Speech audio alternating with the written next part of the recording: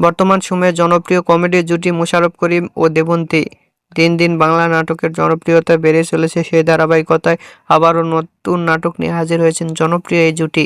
নাটকটির নাম ইংলিশম্যান। এই নাটকটিতে অভিনয় করেছেন বর্তমান সময়ের আলোচিত অভিনেতা মোশাররফ করিম ও আলোচিত অভিনেত্রী দেবন্তী।